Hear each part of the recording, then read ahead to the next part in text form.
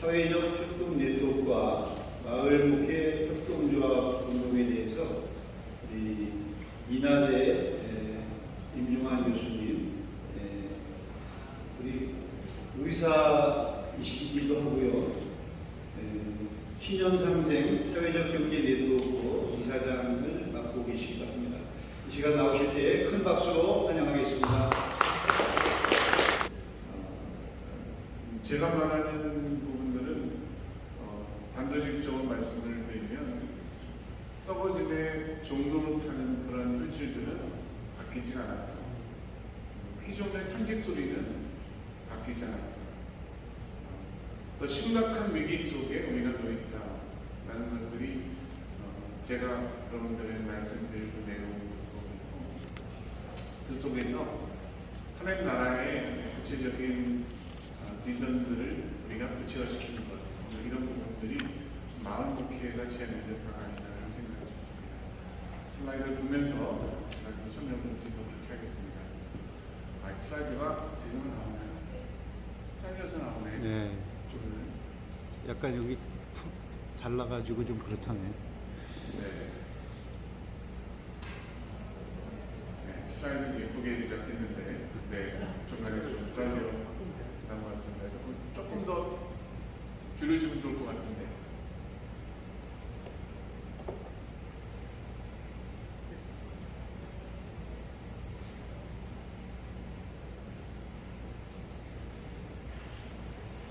네, 잘 된 것 같습니다. 지금 지구촌에서 일어나는 그 변화들을 하고 있는 부분인데, 한쪽에서는 최악의 물난리가 나고 또 승분이 나고 역대급 가뭄이 지속되는 그런 현실들을 저희가 경험하고 있습니다. 기후 재난 부분이 우리가 일상화된 것을 경험하고 있지 않나 하는 생각이 듭니다. 자료지에도 자세하게 제가 언급되지 않는데 지금 현실들 보면 전문가들은 이걸 모아서 얘기합니다. 지금과 같은 상태가 지속이 된다면 2100년, 21세기 말 정도가 되면 기온의 변화가 4.7도 이를 것이다 이렇게 얘기하고요. 그리고 증가되지는 않고 유지만 되더라도 2.9도씨 정도입니다. 지금까지 기온의 변화가 0.8도씨 동인데 8도씨 정도의 변화가 있음에도 불구하고 이 난리가 지금 계속 지어진 상태입니다. 그런데 0.8도씨보다도 향후 100년에 있어서의 그 변화라는 것은 3-4배 정도 가파른 형태로 더 지속될 것이다. 지금과 같은 일상적인 변화 부분들이 재앙과 같은 형태가 될 거고 2050년 정도가 돼서 탄소 배출량이 제로가 되지 않게 되면 비가역적인 상태로 간다. 돌이킬래도 돌이킬 수 없는 상태로 접어든다는 것들이 전문가들이 일반적으로 얘기하는 것입니다. 그러니까 창조 세계를 저희한테 물려주셨는데 이제 2100년도 정도가 되면 우리가 물려받은 이 창조 세계 같은 경우로 그냥 살 수가 없는 미래 세대의 미래가 없어지는 그런 재앙 직면에 있는 상태다 이렇게 말씀드리겠습니다. 다음 슬라이드. 기온의 변화가 육지 같은 경우도 그 변화가 아주 한쪽에서는 사막과 극단적으로 진해지고 한쪽에서는 태풍이 불어지고 이런 부분에 대한 변화가 되지만 해수온도의 변화라는 것은 또 심각한 정도라고 볼 수 있게 됩니다.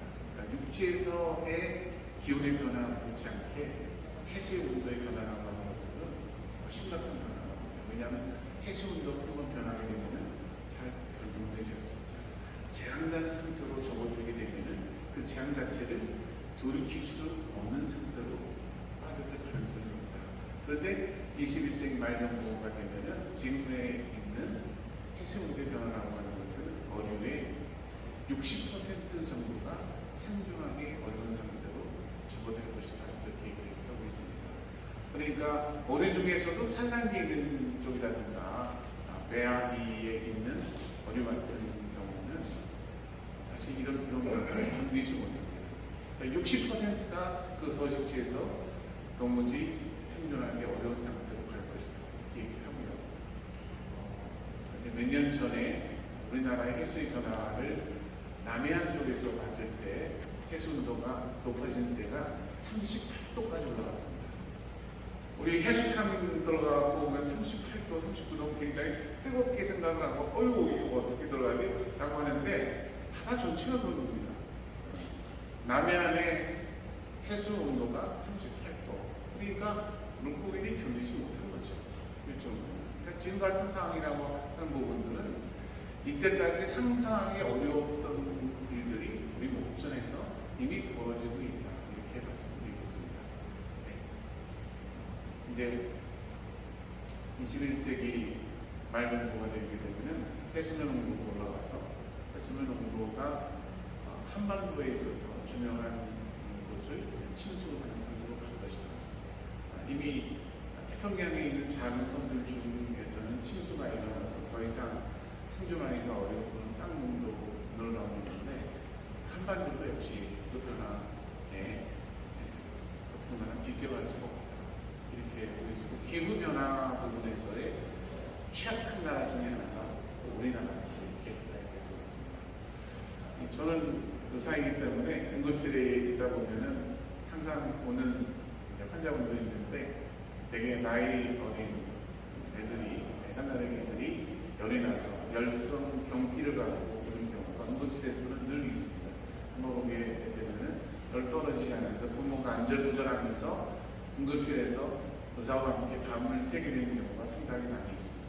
그때 온도가 38.5도, 39도 정도입니다. 그러니까 우리 몸의 체온이 36.5도이니까 2도씨, 2.5도씨 정도만 높아지더라도 애가 정신을 못 차리는 겁니다.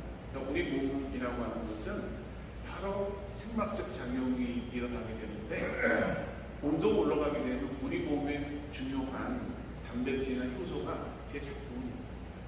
그러니까 우리 몸의 생명작용이 제대로 일어나지 않는 거죠. 그 속에서는 세포가 제대로 생화학적 반응을 하지 못하기 때문에 에너지를 못 만들고 우리가 어떤 것을 판단하고 기억하는 것도 뇌에서 에너지를 쓰기 때문에 기억작용이 생기는 거예요. 근데 세포에서 에너지를 만들지 못하면은 혼수 상태에 빠지는 거죠. 그죠? 근데 2도씨의 변화만 있더라도 우리 몸은 정하지 못합니다. 이렇게 볼 수 있을 것 같습니다. 그러니까 2도씨가 뭐 큰 거냐 그런데 애들이 결성 경기를 겪고 있는 걸 보게 되면 2도씨의 변화라는 것이 생명 현상을 불가능하게 할 수 있는 정도다. 작은 변화라고 하는 것들이 우리 몸에서 치명적인 손상을 유발하거나 하는 것들을 인식하게 될 것 같습니다. 그런데 우리 몸만이 그렇지는 않죠. 그렇죠. 자연과 마찬가지입니다. 여러 생명의 사슬로 연결되어 있는 부분이 자연이라고 볼 수가 있는데 우리 몸에서 2도씨를 못 견디듯이 생태계도 마찬가지입니다. 2도씨가 넘어가게 되면 사실 멸종 위기에 있는 종들이 수두룩 희생됩니다. 이미 30% 이상의 종들이 멸종의 위기에 접어들었다. 이렇게 경고를 하고 있습니다. 그런데 그 중에서도 가장 저항력을 갖고 있는 것이 사람이에요. 그러니까 생태계 전체 부분에 있어서 멸종되는 종이 넘어 다수로 생김에도 불구하고 계속적으로 지구상에서 유독 보면 생명의 씨 수를 번지고 있는 것이 뭔지 아십니까? 사람이죠. 사실 생태계가 망가지고 있는 부분인데 유독 보면은 사람의 숫자를 늘리고 있는 상태가 바로 사람이라고 볼 수 있을 것 같습니다. 그런데 생태계가 망가질 때 나타나는 주요한 특성 자체가 다양성이 없어진다고 합니다. 그러니까 지금의 생태계가 망가지게 되면은 몇몇 종밖에 남지 않는 독점적인 상황으로 가게 되는데 아마 제가 보기에는 지금 나타나는 변화 부분들은 한쪽에서 기퉁에서 생태계의 종들이 약한 종들이 무너지지만 결국엔 사람과 같은 능력일 것이다 라고 하는 부분이기 때문에 다양성이 없어지게 되면은 그 생태계가 무너져 내린 것을 불가능하지 못합니다. 그건 어느 정도 마찬가지라고 합니다. 그래서 성서 속에 있는 말씀이 아니고 우리가 직면한 현실로 우리가 얘기를 해야 될 것 같습니다. 비저분이 하나님의 자녀의 나타남을 간절히 기다리고 있다 이렇게 얘기하고요. 신음소리는 절망의 신음소리는 아니며 함께 해산의 고통을 겪는 소리다라는 것들을 우리가 인식해야 될 것 같습니다. 그러니까 이 피조물이 다 함께 신음하고 고통 중에 있다는 부분들이 우리가 지금 맞닥뜨린 현실이라고 하는 거예요. 이 현실 속에서 사람들이 그 절망 속에 있는데 보면은 우리가 갖고 있는 구원의 의미가 뭐라고 하는 거예요. 사람들이 고통스러워하고 미래가 없고 이 생태가 깨지고 있는데 하나님의 구원의 역사는 어떤 것이냐 라고 하는 것들을 사람들한테 뭐라고 설명해야 될까요?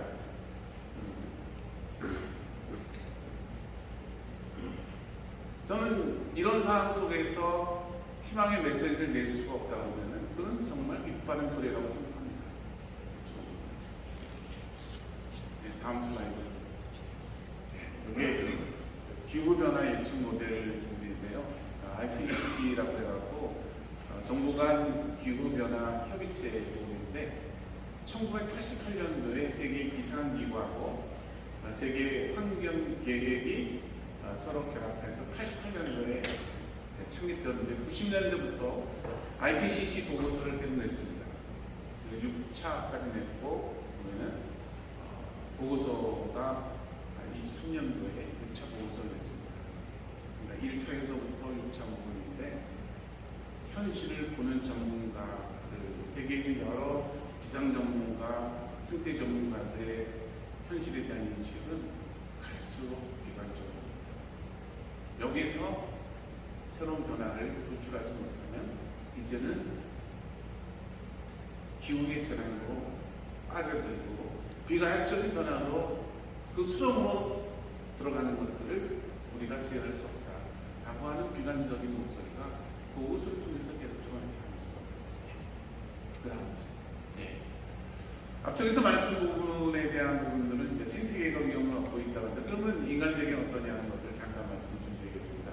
우리나라가 급격히 고령화가 진행이 되고 있고요. 그래서 일본 다음으로 고령화 지수가 높은 상태인데 근데 이 고령화가 진행되는 속도는 더 가파르게 진행이 되기 때문에 아마 일본마저도 우리가 추월해서 2050년 정도가 되면은 초고령 사이에 우리가 전면에 들 수도 있겠다 이런 생각이 들게 됩니다. 2050년 정도가 되면은 65세 이상 분들이 40%입니다. 65세 이상이 2천만이에요. 전체 인구의 40%가 65세 이상인데 상상을 했습니까? 그렇죠. 네. 그런데 이제 이렇게 고령자가 늘게 되면 거기에 대한 부담이 되는 부분들이 아무래도 의료복지에 대한 비용이 들게 되고 생산적 일을 안 하는 상태에서 먹여 살려야 될 사람이 많은 거니까 그 부담이 아무래도 청년들한테 거두고 가게 되는 거죠. 그러니까 청년들 같은 경우는 이런 부분에 있어서 이전 세대가 겪지 못했던 여러 가지 것들을 포기해야 됩니다. 결혼도 포기하고, 연애도 포기하고, 출산도 포기하고, 내 집 가는 것도 포기하고, 네. 꿈을 갖는 것을 포기해서 오면 5포세대, M포세대라고 얘기를 합니다. 그 다음 순간, 네, 여기 도시에서 고립된 섬처럼 살아가는 어르신들 OECD 통계 자료에 의하면은 이러한 가난한 노인들, 그러니까 소득의 중위소득의 50% 미만인 가구를 빈곤 노인가구라고 하는데 우리나라가 65세 중에 빈곤 가구의 비율이 OECD 국가 중에서 높습니다. 40% 정도입니다. 급격하게 고령화가 이루어짐에도 불구하고 소득 보장이 제대로 안 되는 거죠. 그래서 맞닥뜨린 현실이 뭐냐 하십니까? 65세의 노인 자산율이 OECD 국가 중에서 1위를 차지하고 있습니다. 달동에 가면 여러분들 현실은 어떤지 아마 지금 벌어지는 상황이 어떤지를 봐야 될 것 같습니다.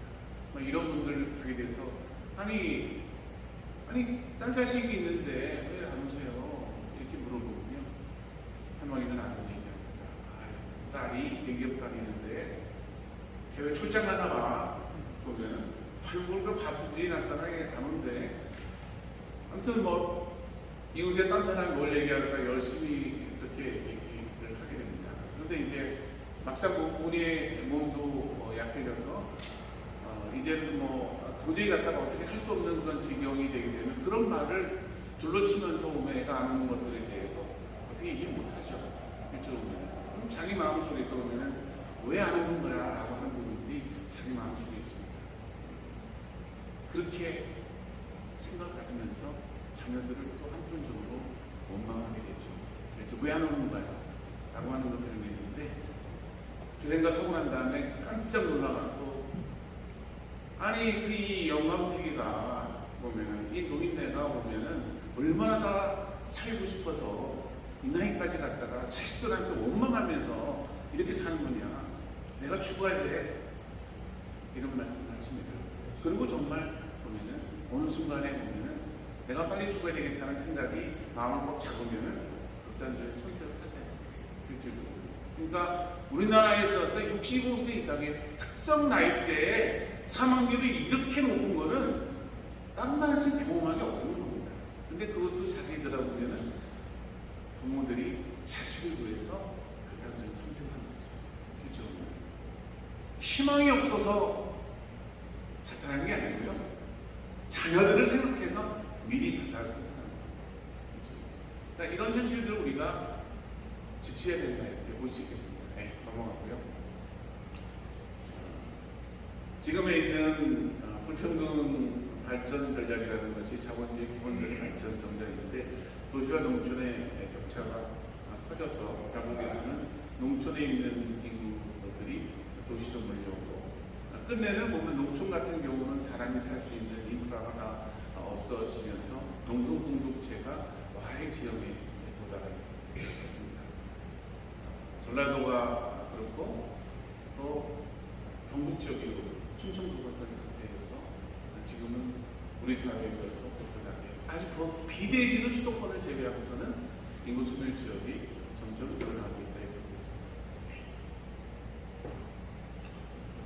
어르신들뿐만이 아니고요, 또 정신장애인들 영적인 것에 관심을 갖는 목회자분들이니까 정신장애에 대해서 관심을 가질 수 있는 부분인데 우리나라 정신장애인의 지표를 보면은 정말 부끄러운 부분이 한두 가지가 아닙니다.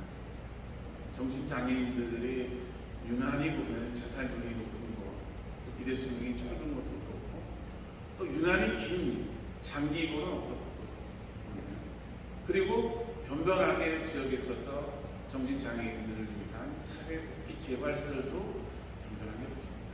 이런 현실들 속에서 우리가 정신장애인들에 대한 사랑을 얘기할 수 있을까? 정말 부끄러운 모습이 아닐 수 없다. 이렇게 생각했습니다. 네. 한국 사회에서의 불평등 구조가 점점 심해져서 소득 불평등 구조가 갈수록 보면은 심각해져서 이제 미국의 보험 가는 정도 수준으로 다른 나라보다도 훨씬 더 소득의 불평등 구조가 점점 심해지는 상태로 빠져들고 있습니다. 이 상위 10%에 해당하는 월급이 전체 소득의 50%를 넘긴 지가 몇 년 됐습니다.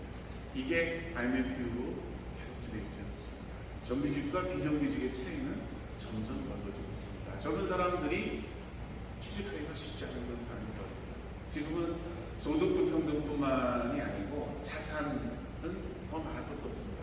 자산은 더 심각해서요. 보면은 상위 10%가 갖고 있는 자산, 부동산 이런 부분들이 거의 95%로 나머지 95%가 실종되는 5%의 자산을 갖고 있는 거예요. 점점점 더 심각한 불평등 구조에 따라들고 있다 이렇게 있습니다. 네, 이게 한국 사회의 불평등 구조를 적나라하게 얘기한 오징어 게임 넷플릭스에 있는 드라마인데 한국의 드라마가 OTT를 통해서 세계에 널리 사람들이 보니까 좋다 이런 생각이 들지만 저는 굉장히 불편했습니다. 오징어 게임을 보면서 한국 사회에 보면 죽음을 담보로 한 그런 치열한 경쟁이 없으면 저는 드라마를 작가가 쓸 수 있습니다. 저거는 작가의 상상력 때문입니다. 저는 그렇지 않다고 봅니다. 그 안에 곳곳에 들어있는 부분들이 상처받은 한국 사회 모습들이 그대로 들어있다. 이 주인공이 첫 번째 나오고 난 다음에 두 번째 다시 뛰어들잖아요. 뛰어든 이유가 뭔지 아십니까? 보면 어머니가 당뇨를 제대로 치료받지 못해서 당뇨가 심해지면 당뇨에 점점 감염이 확산되는 걸 막기 위해서 감염된 부위 쪽을 찾아냅니다. 다리 그거를 당뇨관이라고 얘기해요. 전문적으로는 가난한 사람들이 보면은 제대로 치료받지 못하는 현실들을 나타내는 아주 특징적인 부분들이 당뇨관입니다. 근데 주인공이 어머니가 당뇨관으로 다리 일부를 절단할 수 있다. 그렇게 얘기하니까 내가 치료해야 되겠다는 생각을 하고 주문을 담보한 오징어 게임에 도전합니다. 여기서 말하는 당뇨관이 우리 현실이에요. OECD 국가 중에서 당뇨를 인한 합병증, 당뇨로 인해서 당뇨말로 절단된 사례 부분이 OECD 국가 중에서는 제1위입니다. 그것도 현격한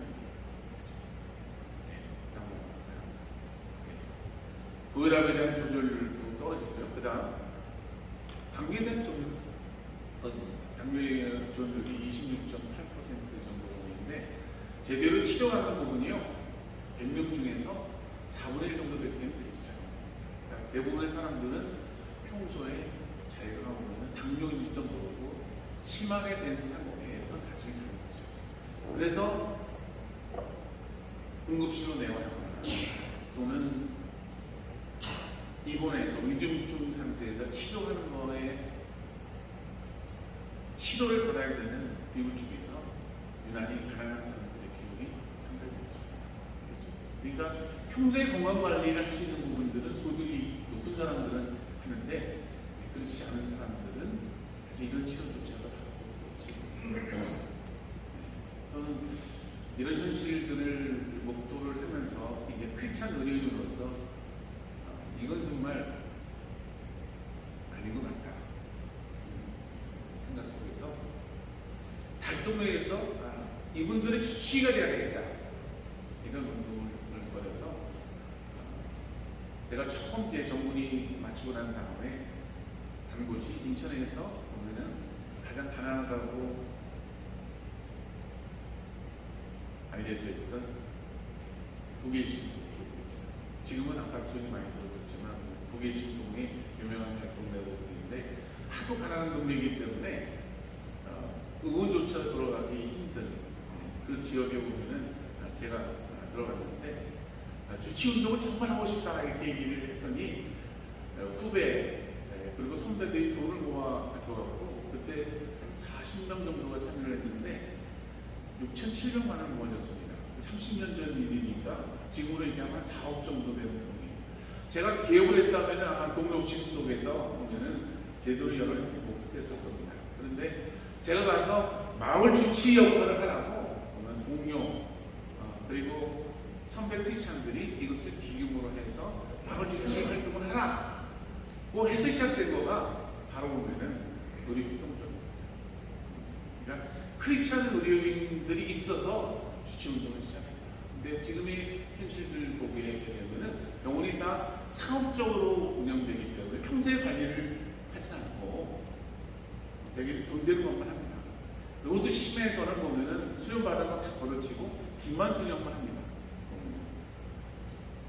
0.5%의 수저라는 사람들이 보면은 하나 돈 되고 생각해서 보면 수련받은 것도 걷어치고 보면 뛰어들어서 빚만 설명합니다. 뭔가 시업보낸 이들이 똑똑한 놈들이요 보면은 있어 따지고 힘들게 환자 보고 한다가 왜냐하면은 지금에 있는 수가구조에서 환자를 보려면은 수업가는 100명 이상은 봐야 되고 내과 같은 경우 60명 이상이 돼야지만 비로소 수가가 맞는데 그거 어떻게 하냐 하루 보면 환자를 보면 입에서 담내가 나요. 그렇게 굉장히 왜곡된 구조 있는데 그거 하기 싫다고 비만 성령에 뛰어드는 젊은이들 그런 현실들 속에서 태동한 것이 바로 크리스찬 의료인들에서 시작된 주치운동입니다. 마을 주치운동입니다. 아포스톨 실수가 없는 부분들이 상병급여인데 외국 같은 경우는 의사가 진단을 해주면 이 사람은 쉬어야 된다라고 하면은 상병급여로 본인의 급여의 70%를 보존해주면서 쉬도록 합니다. 쉴 권리를 보장합니다. 우리는 그렇지 않습니다. 의료보험이 상병급여를 허용하지 않는 거죠. 다음. 자, 이제 한국에서의 더 나은 삶의 지수 부분인데요. 우리나라가 소득이 3만 5천 불을 됐고, 그리고 경제 규모가 세계 16번이라고 얘기를 하고 있습니다. 그런데 이런 국민들의 삶은 어떤가요? 제일 삶의 행복도를,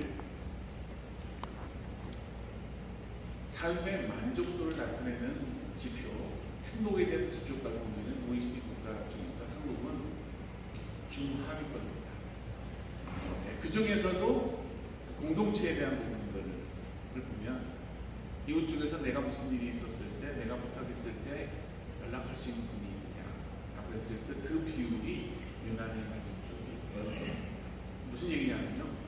산업화는 과정 속에서 도시공동체도 와야 되고 농촌공개도 와야 되고 가족도 핵가족화되어 있고 그리고 가구 형태가 보면 1인 1가구 자기 혼자만 하는 1인 1가구가 가구의 지배적인 형태다. 그러니까 공동체가 와야 됐고 관계의 끈이 단절됐기 때문에 사람들한테 보면 행복한 일이 없는 거죠. 그렇죠? 그러니까 지금에 있는 한국 사회라고 하는 부분들은 삶의 질, 행복도, 더 나은 삶에 대한 지표 이런 부분들이 바닥이다. 그러니까 이런 현실들을 못 된다 이렇게 보겠습니다. 다음 슬라이드.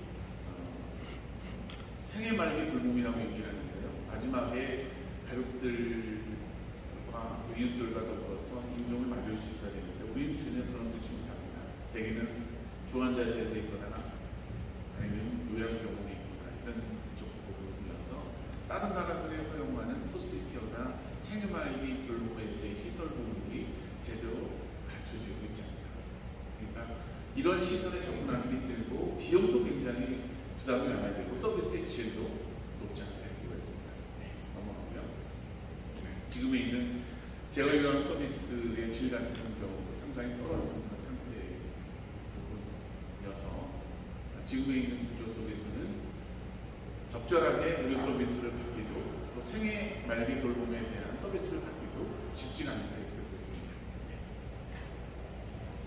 그래서 지금의 의료 체계가 어떻게 구성되어 있냐면은 의료비는 계속 올라가고 있습니다. 10년 동안 의료비 상승 부분이 8.7%에서 OECD 국가 중에서 1위를 차지하고 있습니다. 다른 나라들은 소득이 올라가는 것만큼 의료비가 올라가는데 우리는 그렇지 않게 맨 꼭대기입니다. 소득 좀 올라가지만 의료비 상승이 제일 작은 거죠.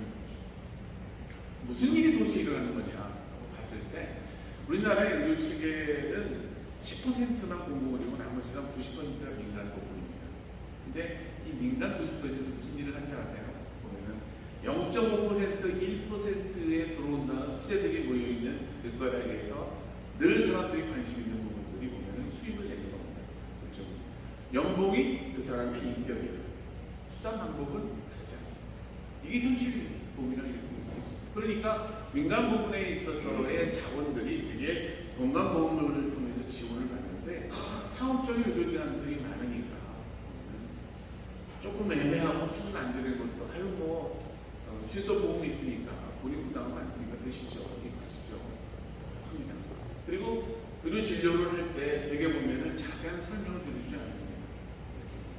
그리고 약 처방을 내고 검사하고 이런 부분이 일상화 되는 거니까 사람들은 묻고 싶은 게 있더라도 보면 자기가 왜 이 질병에 걸렸는지를 들어야 되잖아요. 이건요 집에서 이렇게 하시면 굳이 병원에 오실 필요 없습니다 라고 얘기해 줄 수 있는 의사가 있어야 되는데 그런 의사들이 없는 겁니다. 말하지 않고 약 처방 냈으니까 며칠 있다 오세요 주사 맞고 하세요. 이게 현실적 부분입니다. 근데 교회 가면은 이러한 엘리트 의사들에 대해서 교육에서 보면은 니들이 의사를 섬길 때 어떻게 해라 라고 하는 교회가 있는 줄 아십니까? 저는 그런 교육 못 봤습니다. 의사들 보고 정신 좀 차려라. 지금에 있는 시민들이 어떠한 삶의 현실인지를 니들이 그 표를 보고 아냐고. 저는 이렇게 지식인들이 잘못된 길로 가는 거에 대해서 질타하는 목회자가 있어야 된다고 생각하는데 좀 그런 목회자들 별로 보지 못했습니다. 교회 오게 되면은 소득이 높으니까 11주가 아니라 어이구 참 좋습니다. 보면은 이렇게 얘기는 하더라도 보면은 의사들이 제대로 살지 못하는 부분에 대해서 왜 그리스도인들 이렇게 살지 못합니까? 라고 질타하는 목회자가 있으면은 정말 감사해 눈물이 나도 흘릴 지경인데 그렇지 못합니다. 지금에 있는 현실들이 그렇다는 거죠. 네, 여기 앞서는 부분이 지금 제가 말씀드린 겁니다.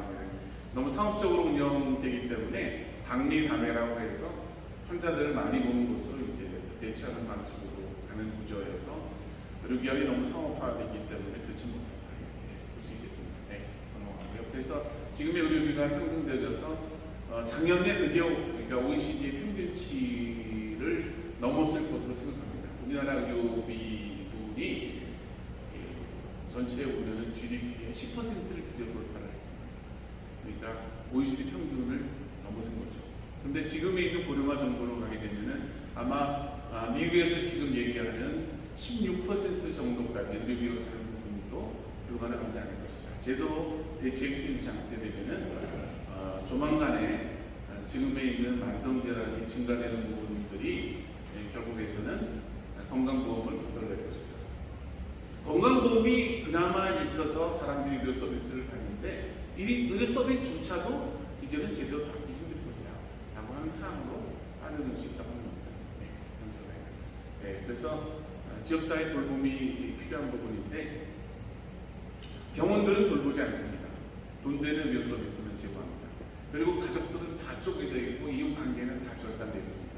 교회는 그동안에 상부상조 서로 돕는 부분이 있는데 요즘 같은 경우는 상조하는 것도 실제로 다시 돕는 경우가 별로 없습니다. 다 오면 상업적인 서비스를 이용하는 경우가 많이 있기 때문에 교회가 협동공동체로서 서로 돕는 공동체로서 생활공동체죠. 그런 거의 역할이 점점 이어가고 있다 생각합니다. 그동안에 그러한 전통들이 가장 많이 남아있던 부분들이 교회인데 교회가 이런 끈 자체가 상실되어집니다. 그러면은 어떻게 됩니까? 사람들이 내몰리는 것은 시장이죠. 시장에서는 돈이 없으면 필요한 서비스를 받지 못해요. 그러니까 점점 건강 순위차가 벌어지는 거죠. 건강 불평등 구조가 심해지는 부분이고 또 교육 불평등 구조도 굉장히 심해집니다. 이렇게 볼 수 있겠습니다. 제가 입학할 때는 의과대학 중에 한 3분의 1 정도는 저 친구는 굉장히 촌철하고 정말 시골에서 온 티가 너무 난다. 뭐 그런 친구들이 있고 나는 가서 마을 주치 역할을 하겠다 이런 친구들이 있었습니다. 요즘은 그런 애들 찾기 힘들어요.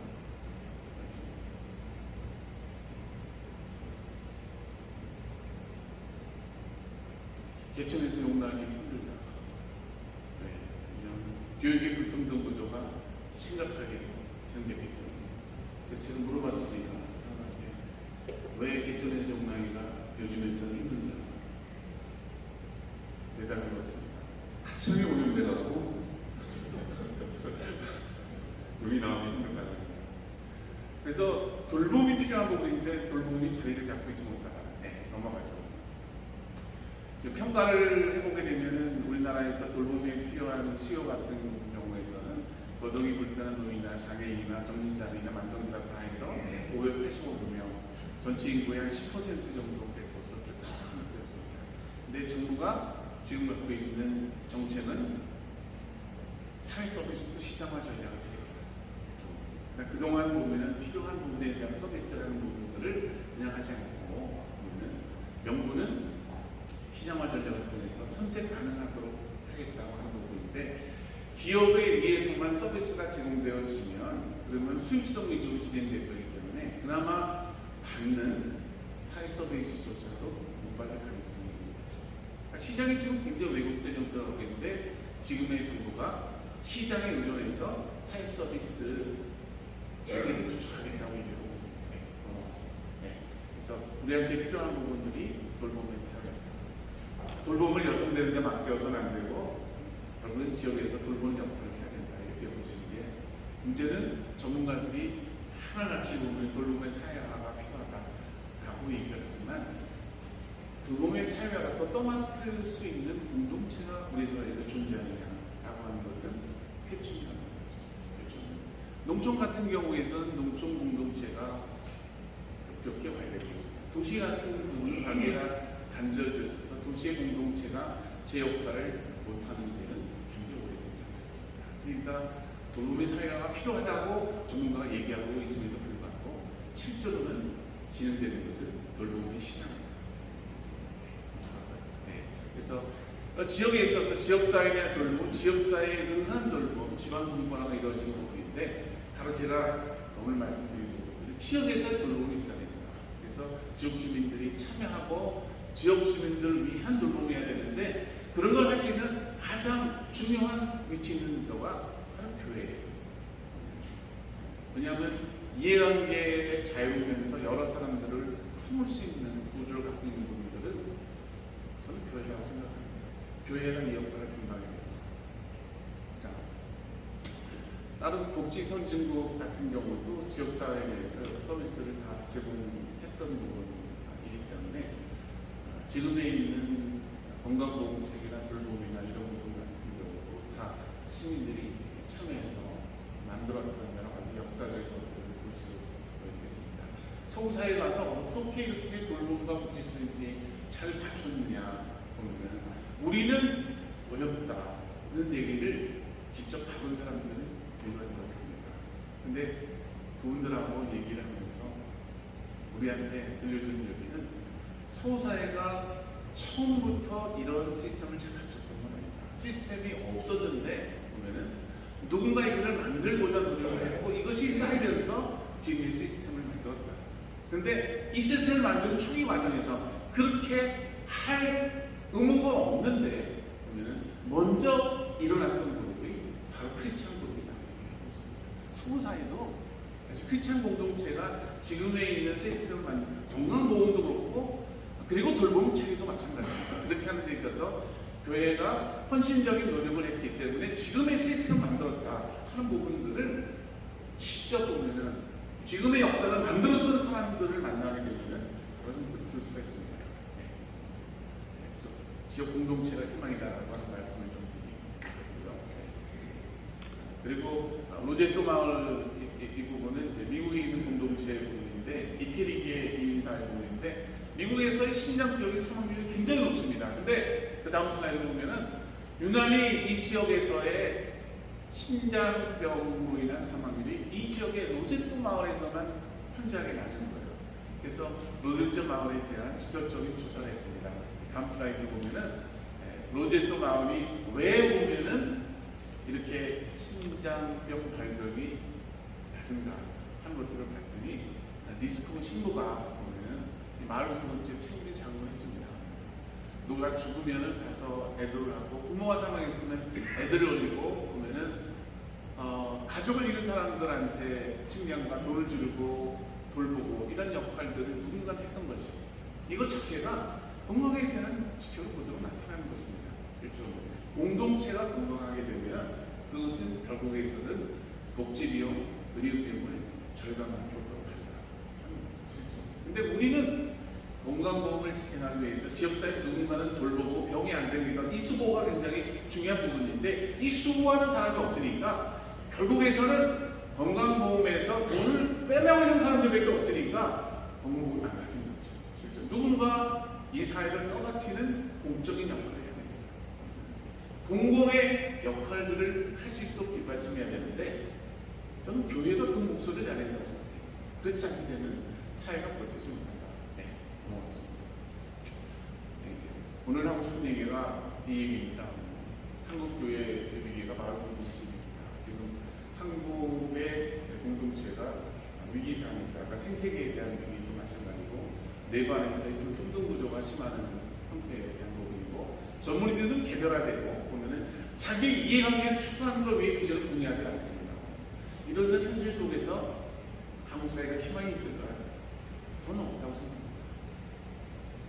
젊은이들한테 새로운 비전을 던져줘야 되는데 그 비전이 어디서 나오는가 하는 것들을 교회가 그 비전을 좀 내려줘야 된다 생각합니다. 네, 너무 우리 사대에서 이제 예배가 사라지고 있는 부분인데 저는 성경에도 나오는 부분인데 삶 속에서 보면은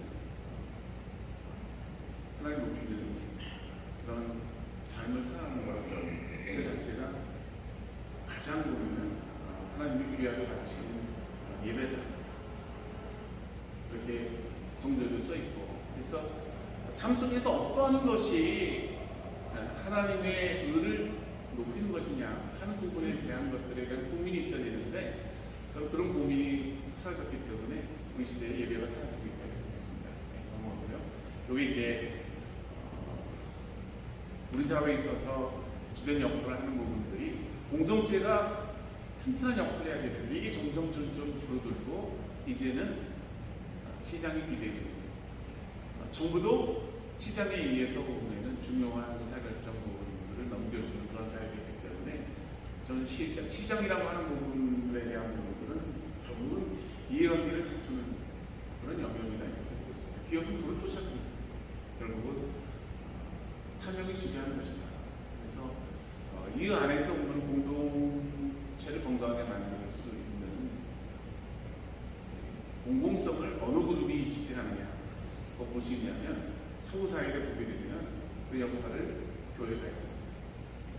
교회가 그 역할을 했을 때 그 사회가 지탱 가능했던 부분들이 우리 역사적인 경험을 알게 되기 때문에 저는 결국에서는 공동체를 어떻게 살리냐 하는 것들이 교회의 미션에서 매우 중요한 부분이다 이렇게 말씀드리겠습니다. 네. 그리고 이제 마을목회에 대한 필요성이 나온 것 같습니다.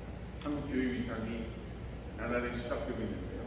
저는 한국 교회를 살리기 위해서 물론 이런 얘기를 하지만 그러나 중요한 부분들은 한국 사회를 살리는 데 있어서 그리스도로서 자기 신앙적인 관점을 갖고 어떻게 한국 사회를 살릴 거냐라고 하는 것을 집요하게 추구하다 보면 저는 그것이 한국 사회가 새로운 비전을 만드는 것이라고 생각합니다. 그러면은 한국 교회를 새롭게 보겠죠. 실적으로. 근데 한국 교회가 한국 사회에 던지는 메시지가 없어졌어요. 1990년이에요. 젊은이한테 던져주는 메시지도 없고 한국 사회에 던지는 메시지가 없고 존재감이 살아있기 시작한 거죠. 단지 각 교회별로 찢어져서 보면 각자 고생하는 것 외에서는 남는 게 없기 때문에 결국에서는 한국 교회는 점점 추락하고 있다. 역사적인 뿌리로서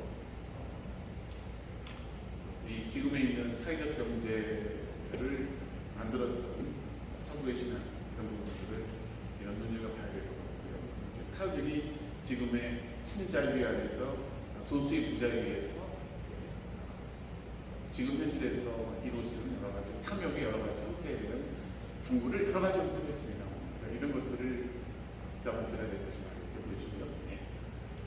칼빈의 경제 사상이 사회적 경제를推动하는 중요한 밑거름이 됐다고 보고 있습니다.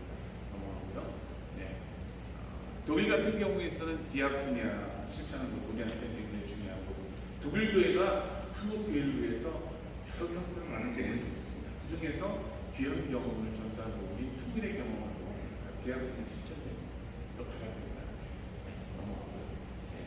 서구 역사 보면 협동적 성경을 누르는 이것이 역사에서 주도된 협동조합이고 가지고 있지. 교육과 공헌들 보면 아까 축사를 하시면서 그런 부분을 잠깐 했는데 기독교의 선교 역사는 의료선교, 교육선교의 역사가 그러니까 근대화 과정의 사람들을 교육시키는 거, 아팠던 사람들을 돌보는 것에서부터 사람들이 몰려들었고 몰려든 사람들이 모여서 예배를 드리는 것이 바로 교회의 출발이었습니다. 우리 사회에서 교회가 중점적으로 이 사회를 세우기 위해서 뭘 했던가라는 것들을 우리가 면밀하게 봐야 되는데, 전 결국은 공공성의 뒷받침이 큰 부분이 바로 교육과 의료 분야입니다. 근데 지금은 교육 분야 부분이 무너져 버리고 있고, 우리가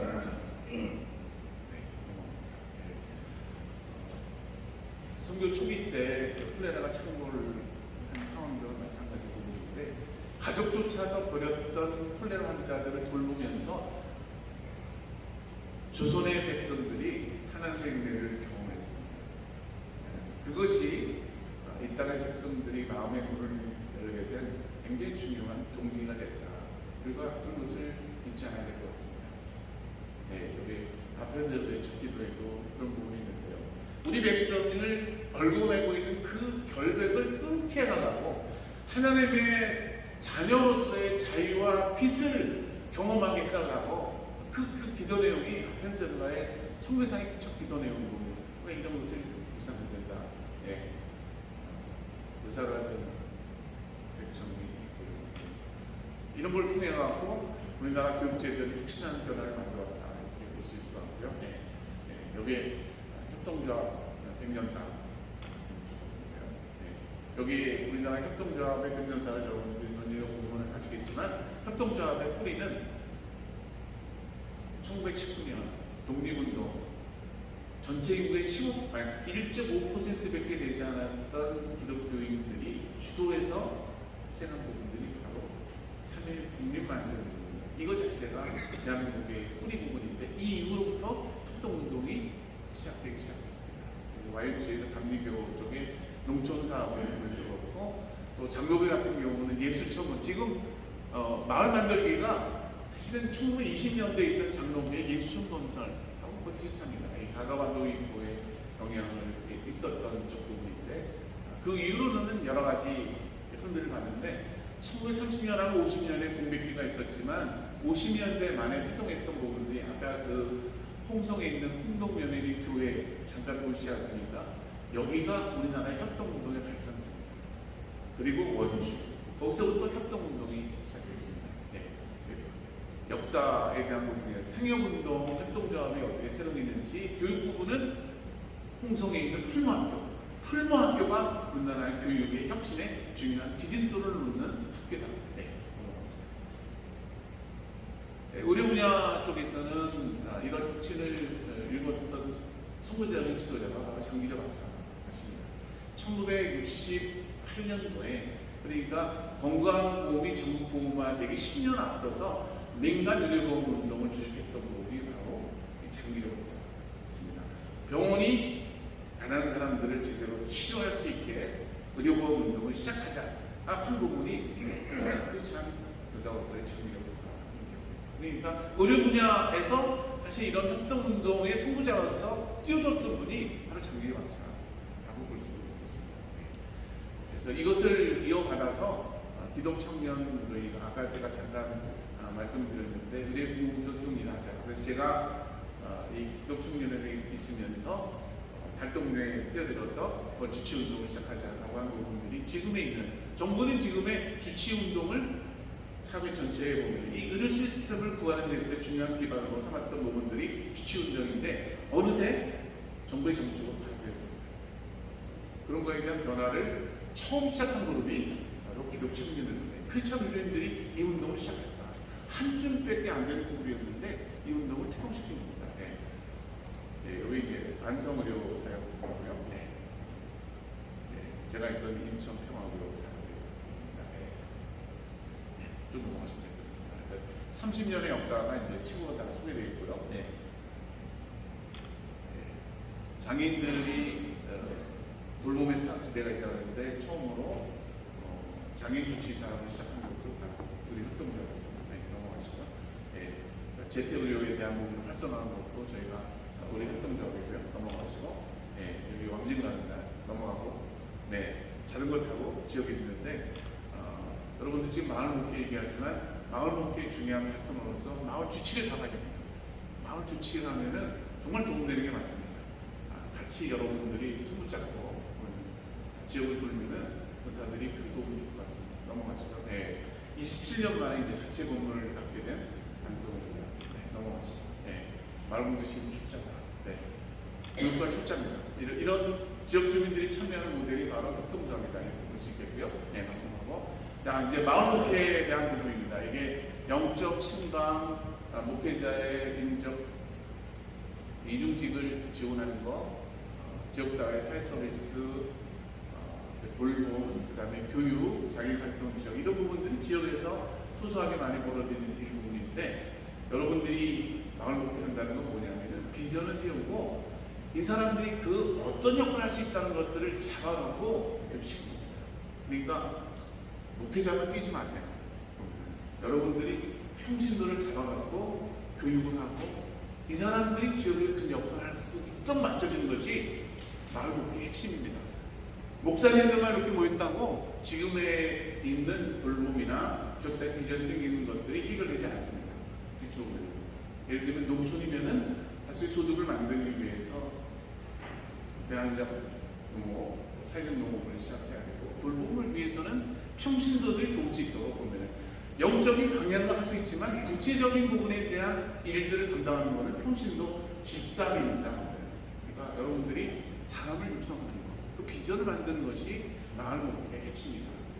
넘어가시고. 네, 마을 목회 부분에 있어서 마을의 공공의 기능, 교육, 돌봄, 의료, 환경집계. 그래서 그 지역의 사람들이 뭘 원하냐 하는 것들을 귀담아 듣고 이거 하기 위해서는 이런 사람이 필요하네, 이런 자본이 필요하네, 이런 것들을 모아갖고 기획을 하고 구체적으로 실행할 수 있도록 구체적인 실행 계획을 짜는 부분들이 바로 마을 목회입니다. 마을 목회가 결국은 귀담아 듣고 이 문제를 해결할 수 있는 구체적인 주체를 세우는 것이다. 역량을 강화하는 것이다. 이게 마을 목회의 핵심이다. 보겠습니다. 요거는 이제 강화 쪽 부분에 있어서 농촌이 없다고 하는데 농촌 부분에 있어서 사회적 농업 기반으로 돌봄 시설이라든가 다른 것들을 만든 모델들이 강화 쪽에 있습니다. 여기 이제 감리교 모델, 그러니까 제가 이제 감리교 장로이기 때문에 감리교 쪽에서 농어촌 선교회가 있는데 거기서 농어촌 교회 모델을 지금 같은 마을 목회 기반으로 어떻게 할 거냐 하는 것들이 구체적인 지침을 만드는 작업을 하고 있습니다. 이런 것들을 좀 확산시켰으면 좋을 것 같습니다. 예, 여기 마을에서의 생생적 부분인데 이게 어떤 게 필요하냐 여러분들이 눈여겨봐야 될 것 같습니다. 애들의 공부방이 필요한 건지 학교가 필요한 건지 아니면 돌봄 시설이 필요한 건지 필요한 부분에 대한 것들을 파악해서 전문적으로 얘기하게 되면 그게 요구 평가라고 합니다. 니드 어세스먼트라고 얘기를 하는데 지역사회에서 어떤 요구가 있느냐 이것을 실행하기 위해서 오면은 어떠한 실행 계획이냐 그리고 성공 모델이 뭐냐 그리고 자원이 없었을 때 외국에서는 이걸 어떻게 해결시켰느냐 라고 하는 부분에 대한 학습이 필요하다 이렇게 보겠습니다.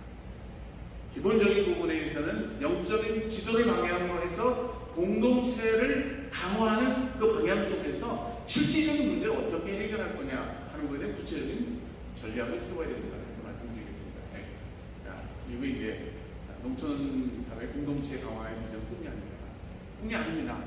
농촌에서 이미 성공한 지역이 있기 때문에 청년들이 몰려오고 또 농업에 대한 새로운 기반들을 만들고 또 새로운 학교를 만들고 이런 성공 모형들이 농촌사회에서 하나는 늘어나고 있습니다. 꿈이 아닙니다.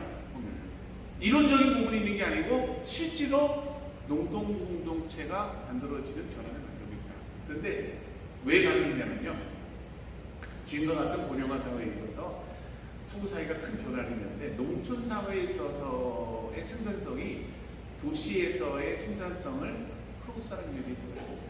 그러면 농촌에서 일자리가 점점 들어오겠죠. 농촌에서 해먼 설치를 하면 지금 배당이 6%가 됩니다. 그러니까 농촌에서 하는 그러한 변화라고 하는 부분들이 도시에서의 제조하는 것보다도 훨씬 더 소득 창출의 효과가 높다라고 하는 것들이 외국에서 이미 경험한 내용들입니다. 그러면서 젊은이들이 농촌에 몰려오기 시작합니다. 지금의 IT 기반이 있기 때문에 문화적인 부분에 대한 소위 지역이 더 이상 아니라고 하는 거죠. 문화적인 부분에 대한 것들도 농촌에서 해결하는 것도 어렵지 않다. 네, 그래서 희년 상생 사회적 경제 네트워크 부분들은 이 교단을 초월하는 부분입니다. 그러니까 여기는 이제 예장 통합 부분이지만 감리교나 또는 기장이나 성공이나 관심 있는 부분이 많기 때문에 저는 각 교단에서 이런 변화가 있는 것들이 연결됐으면 좋겠다 이렇게 생각하고 내년이 보면은 그러니까 한국교회협회 NCC 100주년 되는 부분인데요. 한국교회가 돌봄선언을 좀 했으면 좋겠다. 마을 목회선언을 구체적으로 비전선언을 했으면 좋겠다 생각이 듭니다. 네. 이게 미디어 의료사역 아마 이제 박선 목사님께 구체적으로 소개를 해드리는 것 같고요. 좀 더 혁신적인 변화를 통해서 사람들이 지역에 있어서 정신 장애인들도 충분히 갖다가 삶에 있어서 보면은 삶 구성원으로서의 주의식을 갖고 참여할 수 있겠구나라는 것들 변화를 만들어 주시면 좋을 것 같습니다. 네, 고맙습니다. 네, 오늘 몇 장의 이제 슬라이드만 하고 넘어가겠습니다. 여기 몽골이 사막과 교육이 많이 진행되고 있기 때문에요. 네, 넘어가시고요. 네, 제가 2007년도에 인천시에서 희망의 숲을 조성한다고 해서 같이 갔는데 여기 실무적인 부분은 이제 푸른아시아가 담당했는데 여기 지금 푸른아시아 김용호 목사님도 같이 계신데 네, 넘어가죠. 네, 이제 톱한 모습으로 제가 나무를 싣겠습니다. 네, 네. 애들하고 하고 난 다음에 이제 마을 잔치다 그 다음 슬라이드인데요. 네, 여기 마을 잔치하는 부분인데 애들을 보면은 희한하게 느낀 부분이 몽골 애들하고 우리 애들하고 거의 표시가 안 나요.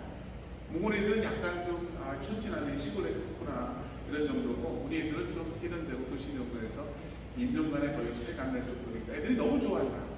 일제도. 근데 몽골이 90% 정도의 사막화가 진행된 상태이기 때문에 거기에 있는 선교사들 또 저기 있는 교회로서 이 몽골의 지역 사회를 새롭게 살리기 위해서는 이 사막화 방식을 해야 된다는 거죠. 넘어가시고요. 네. 2007년도에 변화해서 푸른아시아 했던 작업이 바로 보면은 사막을 저렇게 숲으로 만들었습니다. 네, 넘어가시고요. 네. 네, 요 슬라이드 보면은 여기에서는 비타민C 남고 하고 농사를 지을 수 있는 기반을 만들었던 부분이기 때문에 저는 아시아 쪽에서 흩어져 있는 여러 선교사들이 요청을 하세요. 저 공동체 위기인데 어떻게 대처해야 되느냐, 기후위기 어떻게 대처해야 되느냐 이런 요청 부분이 있는데 저는 한국 교회가 아시아 쪽에서의 새로운 비전을 구체화하려면 저는 이렇게 마을에서의 공동체 위기를 극복할 수 있는 새로운 성경 모델을 만들었으면 좋겠다 하는 생각이 들어서 저는 마을 목회에서 한국 교회의 새로운 비전을 만들어 주시기를 간곡히 부탁드리겠습니다. 네, 감사합니다.